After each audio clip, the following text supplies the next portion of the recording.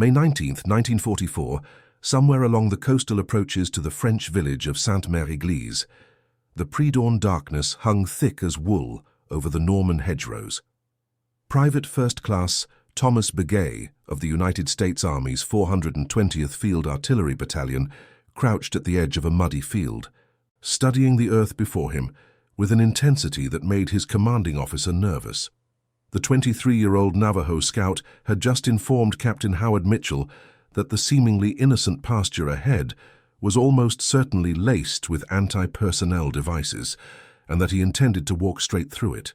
Captain Mitchell thought the young man had lost his mind. Before we dive into this story, make sure to subscribe to the channel and tell me in the comments where you're watching from. It really helps support the channel. What neither Mitchell nor any of the other men gathered in that pre-dawn assembly area could have known was that within the next 45 minutes, they would witness something that defied every principle of modern military engineering, something that would challenge their understanding of how a human being could interact with the mechanical logic of warfare itself. Thomas Begay was about to demonstrate that the oldest knowledge could sometimes outthink the newest technology, and that the connection between a man and the earth beneath his feet could be more sophisticated than any instrument designed to detect him. Thomas Begay had been born in a hogan near Chinle, Arizona, on the eastern edge of the Navajo Nation, where the red rock mesas rose like ancient monuments to a time before borders and battlefields. His grandfather, Hastien So, was a respected medicine man who had taught Thomas the traditional ways from the time the boy could walk. Among these teachings was an ancient tracking and hunting technique that Hastien So called the silent walk, a method of moving across any terrain while reading its hidden messages through the soles of bare feet or the softest of moccasins. It was not mysticism, though it might have seemed so to outsiders. It was pure observation, honed by generations of people who had survived in harsh country by understanding every grain of sand, every shift in stone. The technique relied on an almost impossible sensitivity to pressure, texture, and resistance. A skilled practitioner could feel the difference between soil compacted by natural settling and soil that had been recently disturbed by digging. They could sense the hollow echo of a covered pit or the unnatural firmness of an object buried just beneath the surface. Thomas had spent his childhood barefoot, learning to distinguish between dozens of different surfaces, memorizing how each one felt against his skin, how each one responded to his weight. By the time he was 12 years old, he could walk through a darkened canyon and tell you where a snake had crossed the path 3 days earlier, where water had pooled after the last rain, where the deer had stopped to rest. The United States Army had recruited Thomas in 1942, primarily because the military was actively seeking Navajo speakers for its Code Talker program. The Japanese had proven remarkably adept at breaking American codes, but the Navajo language, with its complex syntax and tonal variations, was virtually impenetrable to anyone who had not grown up speaking it. Thomas had indeed served as a code talker for his first 18 months of service, relaying critical communications that the enemy could intercept but never understand. However, his superiors had gradually become aware that he possessed another skill set entirely, one that seemed almost supernatural to men who had grown up in cities and towns, walking on pavement and floorboards. It began in North Africa during the Tunisian campaign of 1943. Thomas's unit had been tasked with establishing an artillery position near a village called Medjez El Bab, and scouts had reported that the German forces in the area had laid extensive minefields to protect their defensive positions. Standard protocol called for engineering units to systematically probe the ground with bayonets or specialized detectors, a slow and dangerous process that could take hours or even days. Thomas had approached his commanding officer at the time, a lieutenant colonel named Preston, and asked permission to try something different. Preston had been skeptical, but he was also pragmatic. They were behind schedule, and the longer they delayed, the more time the enemy had to reinforce their positions. He gave Thomas permission to attempt his method, with the strict instruction that if he triggered anything, it was on his own head. Thomas had removed his standard-issue boots, replaced them with a pair of traditional moccasins his grandfather had made for him before he left for the service, and walked slowly into the marked minefield.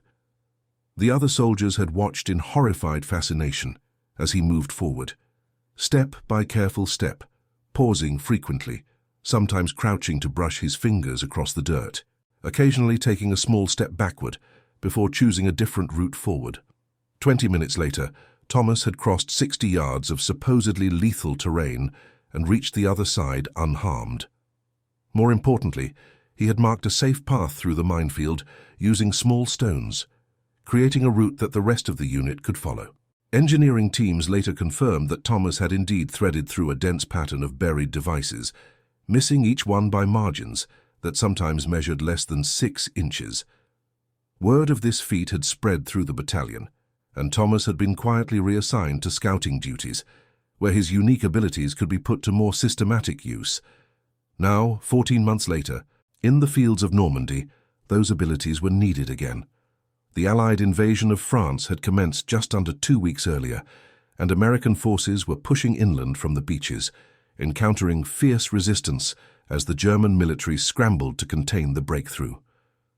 The 420th Field Artillery Battalion had been tasked with supporting the 82nd Airborne Division's advance on Sainte-Mère-Église, but intelligence reports indicated that the enemy had heavily fortified the approaches to the town with all manner of obstacles, including extensive minefields that covered the most obvious routes of advance. Captain Mitchell's company had reached the edge of one such field just before dawn. The ground ahead looked innocuous enough, a gentle pasture dotted with wildflowers, the kind of place where cattle might graze on a peaceful summer morning. But Thomas had spotted the telltale signs immediately. The grass grew in slightly irregular patterns, with some patches appearing lusher than others, suggesting areas where the soil had been disturbed and then allowed to resettle. There were faint depressions in certain spots, barely visible in the dim light, indicating where earth had been excavated and replaced. Most tellingly, there was a complete absence of animal tracks crossing the field, suggesting that the local wildlife had learned to avoid the area, perhaps after some creature had paid the ultimate price for its curiosity. Thomas had explained all of this to Captain Mitchell, speaking in his characteristically quiet voice, using his hands to point out details that the captain could barely perceive even when they were indicated to him directly. Mitchell trusted Thomas, had learned to trust him over the past months of campaigning, but this situation felt different. The intelligence suggested that this particular minefield was more densely packed than usual, potentially containing not just the standard anti-personnel devices, but also larger anti-tank charges designed to eliminate armored vehicles. The margin for error was essentially zero. The captain had called for his engineering officer, Lieutenant Raymond Shaw, hoping that Shaw's technical expertise might offer an alternative. Shaw arrived carrying his mine detector, a bulky contraption that looked like a large disc on the end of a pole, with headphones that would emit a tone when the device passed over metal. He swept the detector over the edge of the field, and within seconds the headphones were squealing. He moved to a different spot, tried again, and got the same result. He looked at Mitchell and shook his head. "The detector is picking up too many signals," Shaw said, pulling off the headphones. "Either the entire field is saturated with devices, or there is so much metal debris in the soil that we cannot distinguish actual threats from background noise. I can try to probe manually, but at this density, it could take us 2 full days to clear a path wide enough for the vehicles." 2 days was unacceptable. The battalion needed to be in position by nightfall to support the next phase of the advance. Mitchell looked at Thomas, who stood quietly to one side, waiting patiently for the officers to finish their discussion. The captain made his decision. "Be gay," Mitchell said. "If you think you can do this, you have my permission to try. But I am not ordering you. This is volunteer only. If you have any doubt at all, we will find another way." Thomas nodded slowly. He had already made his own decision, had made it the moment he saw the field. This was exactly the kind of challenge his grandfather had prepared him for, the kind of test that separated true understanding from mere knowledge. He walked back to his equipment bag and retrieved his moccasins, sitting down on the damp grass to remove his boots. Several other soldiers had gathered now, drawn by the unusual activity, watching in curious silence as the Navajo scout prepared himself. The moccasins were works of art, crafted from supple deerskin that had been tanned and softened until it felt like a second layer of skin. The soles were thin, barely 1/4 of an inch thick, with no hard edges or stiff reinforcements that might impede sensation. Thomas's grandfather had made them specifically for this purpose, understanding that his grandson was going to a place where such tools might mean the difference between life and death. Thomas laced them carefully, ensuring a snug fit that would allow maximum contact between his feet and whatever surface he walked upon.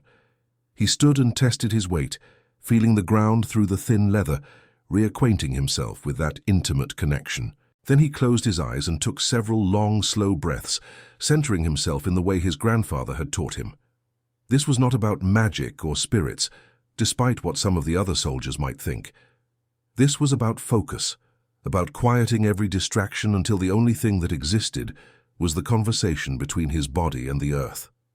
When Thomas opened his eyes again, the quality of his attention had changed. Captain Mitchell, who had been watching closely, later described it as though Thomas had somehow become more present and more distant at the same time, fully engaged with his immediate surroundings, yet detached from the normal human fear of danger. Thomas stepped forward to the very edge of the field, where the cultivated grass transitioned to the wild growth of the pasture. He stood there for a long moment, not moving, simply observing. The sun was beginning to rise now, painting the eastern sky in shades of orange and pink, and the increased light revealed more details of the terrain. Thomas could see how the morning dew had settled differently in various patches, forming heavier concentrations in slight depressions that marked where earth had been excavated and imperfectly replaced. He could see the stress patterns in the grass itself, how certain areas had been trampled weeks ago and had not fully recovered, suggesting paths where workers had moved while installing the devices. All of this information flowed into his awareness, building a mental map of probabilities and dangers. Thomas took his first step into the field, placing his right foot down with extraordinary care, rolling from heel to toe in a motion so controlled it seemed to take several seconds. Through the moccasin's thin sole, he felt the texture of the soil, its density and composition. The ground here was firm, compacted by weather and time, with the solid resistance of earth that had not been recently disturbed. He slowly transferred his full weight onto that foot, waiting, feeling for any give or shift that might indicate instability. Nothing changed. The earth held firm. He brought his left foot forward, placing it with equal care, and continued the process. The soldiers watching from the edge of the field barely dared to breathe. Lieutenant Shaw kept glancing at his watch, marking the painfully slow pace of Thomas's progress. 5 minutes passed, and Thomas had advanced perhaps 15 feet. His path was not straight, but curved gently, following contours that were invisible to the observers.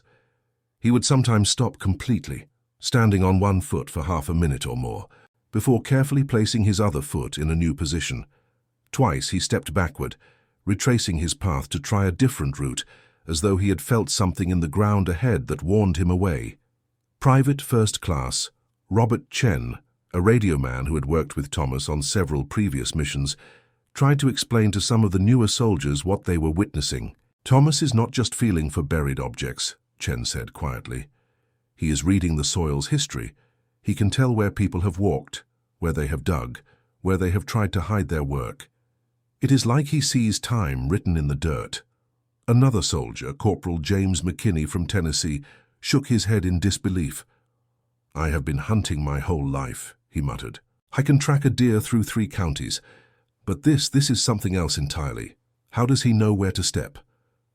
"His grandfather taught him," Chen replied. "Traditional knowledge passed down through generations. The Navajo people lived in desert country where one wrong step could mean falling into a hidden ravine or stumbling into a snake den. They developed ways of reading the land that we cannot even begin to understand with our instruments and theories." Thomas had now covered about 30 feet, roughly a third of the way across the field. He paused again, crouching down without putting his hands on the ground, balancing entirely on the balls of his feet while he studied something ahead. From his position, he could see a slight discoloration in the soil, an area where the earth was fractionally darker than its surroundings. This could mean moisture, could mean organic material decomposing beneath the surface, or could mean recently disturbed soil that had not yet fully blended with its surroundings.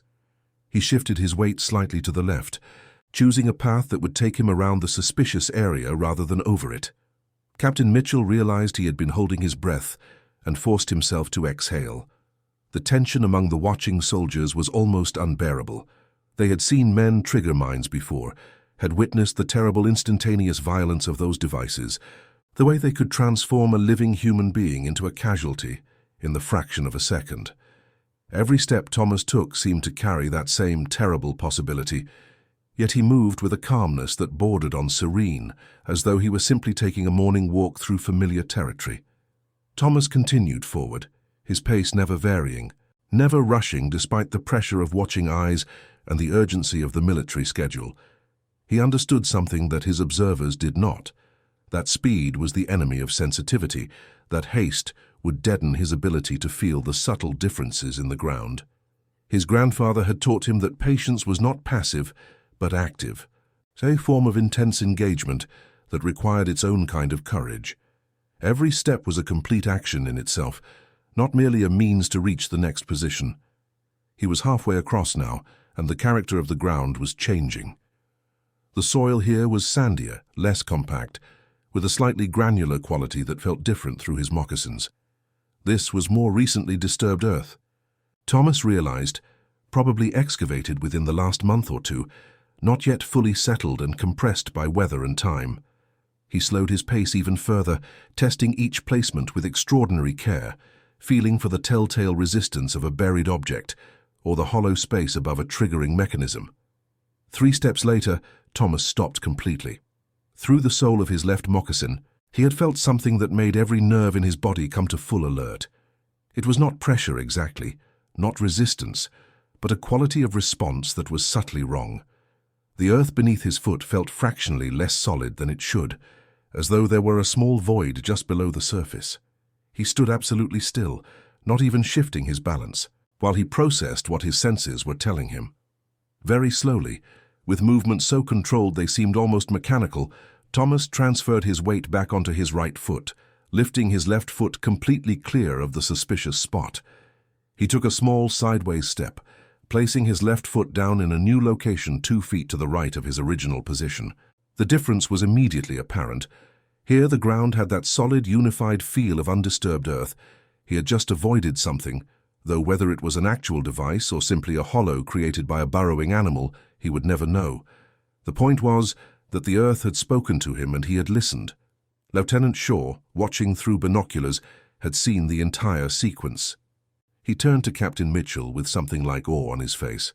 "Sir," he said, "I think he just detected something and moved around it.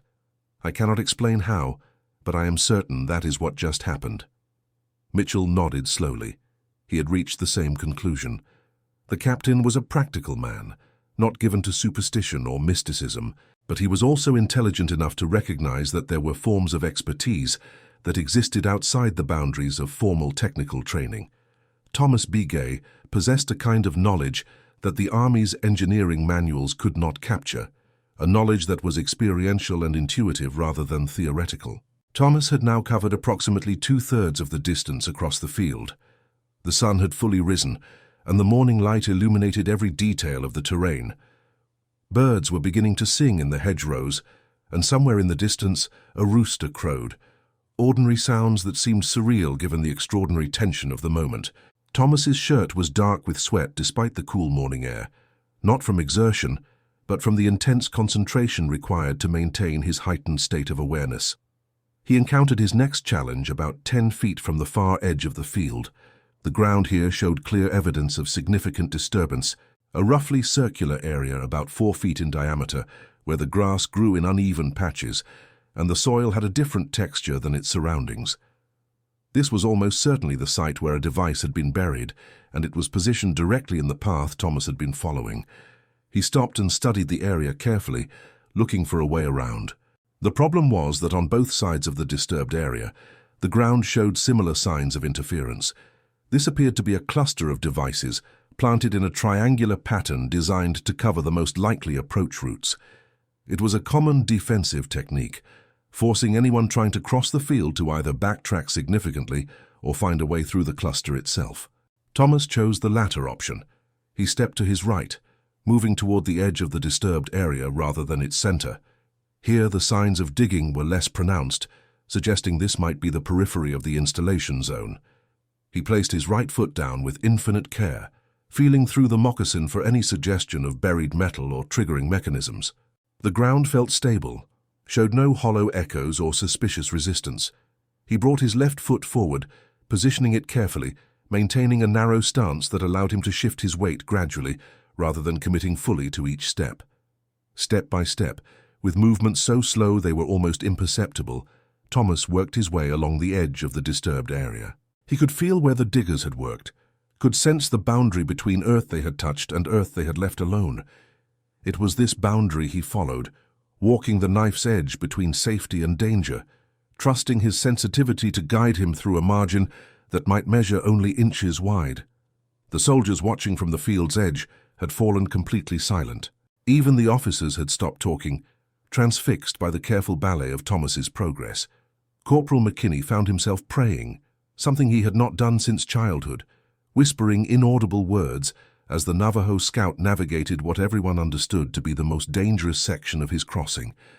Thomas cleared the cluster and found himself on the final approach to the far side of the field. The ground here was firmer, showed fewer signs of disturbance, and his pace increased fractionally as his confidence in the terrain grew. 10 feet from the edge, then 8, then 5. He was going to make it. The realization hit the watching soldiers like a wave, and some of them began to smile despite themselves, caught up in the impending triumph. Then, with only 3 feet remaining, Thomas stopped abruptly. Through his moccasins, he had felt something change, a subtle shift in the ground's response that triggered an immediate alarm. He stood motionless, balanced on both feet, analyzing what his senses had detected. The earth here felt slightly springy, had a give to it that suggested something beneath the surface that was neither stone nor soil. He tested his weight carefully, pressing down slightly with his right foot, then his left, feeling for any movement or compression. There was definitely something there, something that yielded microscopically under pressure. Thomas made a decision. Rather than trying to identify exactly what lay beneath his feet, he would simply move away from it. He lifted his right foot and placed it down a full 3 feet to the side, on ground that felt unambiguously solid. Then he brought his left foot over, taking the final step that carried him off the minefield and onto the safe ground beyond. The explosion of cheering from the soldiers watching from the other side of the field was immediate and unrestrained. Men who had been holding their breath for 40 minutes suddenly released it in shouts of triumph and relief. Captain Mitchell found himself grinning so widely his face hurt, and Lieutenant Shaw simply stood shaking his head in amazement, still clutching his useless mine detector. Thomas allowed himself a single long exhale, feeling the tension drain from his muscles. Then he turned and began marking his path, placing small white stones at regular intervals to show the route he had taken. The stones had been in his pockets, carried there specifically for this purpose. When he finished, he had created a visible trail through the minefield, a narrow corridor of safety that the rest of the unit could follow. Captain Mitchell was the first to cross, following Thomas's marked path with reverent care, stepping exactly where the stones indicated. The crossing took him less than 5 minutes, an eternity compared to normal walking, but lightning fast compared to the time it would have taken to manually probe the field. When he reached Thomas on the far side, Mitchell extended his hand. "That was the most remarkable thing I have ever witnessed," the captain said simply. "I do not understand how you did it, but I am grateful beyond words that you could." Thomas shook the offered hand, his expression remaining characteristically modest. "My grandfather deserves the credit," he replied. "He taught me to listen to what the earth has to say. Out here, that lesson keeps me alive." Over the next 2 hours, the entire company crossed the minefield using Thomas's marked path, moving their vehicles and equipment to the far side without incident. Engineering teams later swept the field with detectors and found exactly what Thomas had intuited. A dense concentration of anti-personnel devices, arranged in deliberate patterns, with several anti-tank charges mixed in for good measure. The cluster that Thomas had carefully skirted contained no fewer than 5 separate devices, placed within a 10-foot radius of each other. The suspicious spot near the end of his path, the one that had given him pause in the final moments, turned out to be a pressure-activated device buried less than 4 inches beneath the surface. Lieutenant Shaw examined the layout with professional fascination, trying to understand how Thomas had navigated through such density without triggering anything. The engineering officer later wrote a detailed report about the incident, attempting to analyze Thomas's technique in technical terms. Shaw concluded that the Navajo scout appeared to be using some combination of pressure sensitivity, visual observation, and spatial reasoning that exceeded anything in standard military training. The report ended with a recommendation that Thomas's methods be studied and potentially incorporated into scout training programs, though Shaw acknowledged that the technique might be impossible to teach to someone who had not grown up developing such sensitivity. Word of Thomas's feat spread rapidly through the division and then beyond. Other units requested his services, hoping to benefit from his unique abilities. Over the following months, as Allied forces advanced across France and into Germany, Thomas would repeat variations of this performance dozens of times. He never lost his confidence in the technique, never suffered an injury from his careful explorations, and never failed to find a path when one existed. His service record would eventually show over 60 successful minefield crossings, each one a testament to the power of traditional knowledge, applied in the most modern of contexts. But for Thomas himself, the incident near Sainte-Mère-Église remained the defining moment of his military service, not because it was his most dangerous crossing, but because it represented the fullest expression of what his grandfather had taught him. In that 40-minute walk across an innocent-looking pasture, Thomas had demonstrated that the oldest human skills, the ones developed over thousands of years of intimate engagement with the natural world, could still prove decisive in an age of machines and technology. Years later, long after the conflict had ended, and Thomas had returned to the Navajo nation to raise his own family, he would tell his grandchildren about that morning in Normandy. He would explain how their great-great-grandfather, Hastien Tso's teachings, had traveled with him across an ocean to a foreign land. How those teachings had saved not just his life, but the lives of his fellow soldiers. He would take his grandchildren walking in the desert, teaching them the same techniques Hastien Tso had taught him, showing them how to feel the earth's messages through their bare feet, how to read the land's history in its textures and contours. The moccasins his grandfather had made, the ones that had carried him safely through so many dangerous fields, Thomas preserved carefully, keeping them wrapped in soft cloth in a place of honor in his home. They had become more than footwear, had transcended their physical purpose to become symbols of a profound truth. That wisdom is not the exclusive property of any one time or culture, that the knowledge of the ancestors remains relevant no matter how much the world changes, and that sometimes the oldest answer is still the best answer to even the newest question. Captain Mitchell would remain in contact with Thomas for the rest of his life, writing letters that spoke of their shared experiences and the lessons learned in those frightening, transformative years. In one letter written in 1963, nearly 2 decades after that morning near Sainte-Mère-Église, Mitchell reflected on what he had witnessed.